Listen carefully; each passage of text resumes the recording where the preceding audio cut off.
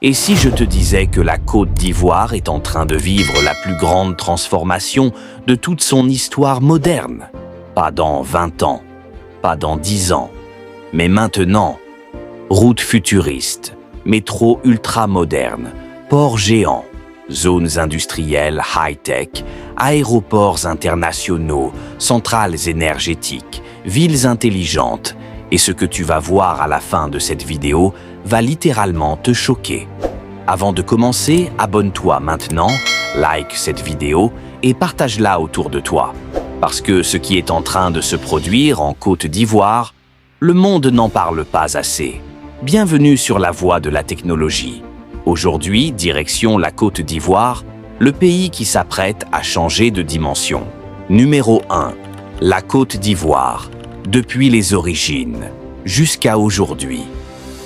La Côte d'Ivoire n'est pas un pays ordinaire. Dès son indépendance en 1960, elle connaît une ascension fulgurante grâce à l'agriculture, au cacao, au café et au commerce. Dans les années 70 et 80, on parlait même du miracle ivoirien. Puis viennent les crises politiques, les tensions sociales, les années de stagnation. Beaucoup pensaient que le pays ne retrouverait jamais son éclat. Mais aujourd'hui, c'est tout l'inverse. La Côte d'Ivoire prépare son retour. Et pas discrètement, elle prépare un retour spectaculaire. Numéro 2. L'autoroute Abidjan-San Pedro, l'artère économique du pays. Imagine une autoroute longue de plusieurs centaines de kilomètres, reliant la capitale économique à l'un des ports les plus importants du monde. C'est le projet Abidjan-San Pedro.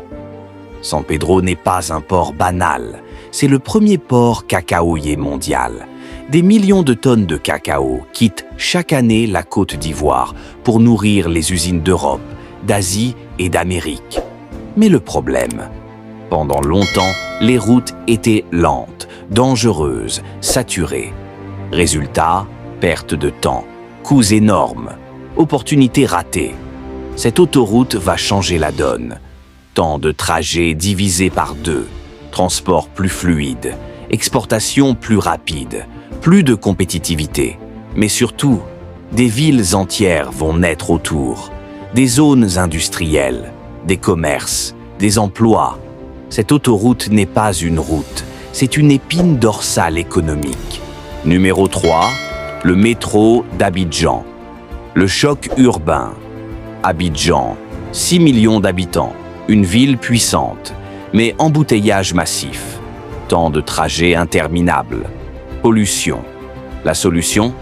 Le métro d'Abidjan. Une ligne de presque 40 km. Des trains électriques modernes.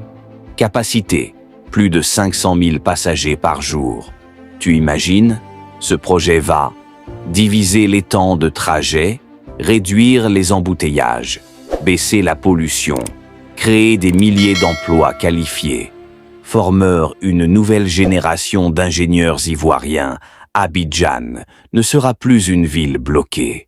Elle devient une mégapole intelligente. Numéro 4, le port d'Abidjan. Le monstre logistique. Le port autonome d'Abidjan. C'est le poumon du pays, mais aussi l'un des ports les plus importants d'Afrique. Et il est en pleine transformation. Élargissement du canal de Vridi. Nouveaux terminaux à conteneurs. Système numérique automatisé. Digitalisation complète. Résultat, des navires géants peuvent accoster. Des marchandises circulent plus vite. La corruption diminue. Les délais s'écroulent. Et surtout, les pays enclavés passent par la Côte d'Ivoire. Burkina Faso, Mali, Niger. Abidjan devient une plateforme stratégique continentale. Numéro 5. La cité administrative. Un État moderne. Un pays ne se développe pas seulement avec des routes. Il se développe avec une administration efficace. Et la Côte d'Ivoire l'a compris. La cité administrative d'Abidjan voit le jour. Un lieu unique, numérisé, connecté, centralisé. Fin. Des dossiers perdus, des fils interminables, des démarches absurdes. L'objectif?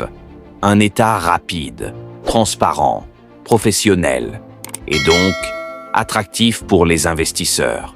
Numéro 6. L'aéroport Félix Houphouët-Boigny, la porte du monde. L'aéroport d'Abidjan change de dimension. Nouveaux terminaux, nouvelles capacités, accès élargi. Objectif, 10 millions de passagers par an. Des avions gros porteurs, de nouvelles compagnies, de nouvelles destinations. Abidjan devient un hub africain, comme Addis Abeba, comme Johannesburg. Mais ce n'est que le début. Numéro 7. Le barrage de Gribo-Popoa, le pilier énergétique. Aucune industrie sans électricité, aucune technologie sans énergie. Le barrage de Gribo-Popoli arrive. Des centaines de mégawatts. Énergie propre, énergie constante, énergie exportable. La Côte d'Ivoire devient un champion énergétique en Afrique de l'Ouest. Numéro 8. PK24, la machine à emploi. Voici le cœur industriel, la zone de PK24. Usines, agro-industrie, transformation du cacao, textile, chimie, assemblage. Le pays ne veut plus exporter brut, il veut transformer localement, créer plus de valeur, plus de richesse, plus d'emplois. Numéro 9, Grande Bassam, la zone qui va exploser. Zone économique spéciale, fiscalité avantageuse, technologie, start-ups, data center, industrie, formation, une ville historique qui devient une capitale technologique africaine. Numéro 10. La synergie. Et là, c'est le plus impressionnant. Chaque projet alimente l'autre. Route, port, énergie, industrie, éducation, technologie, transport, logistique.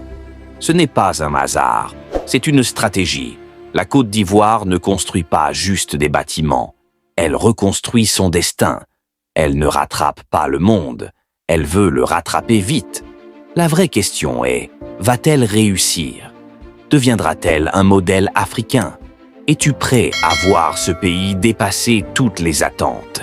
Écris en commentaire ce que tu penses. La Côte d'Ivoire peut-elle devenir une superpuissance régionale? Like cette vidéo, partage-la, abonne-toi, parce que ce qui arrive, ce n'est pas un projet, c'est une révolution.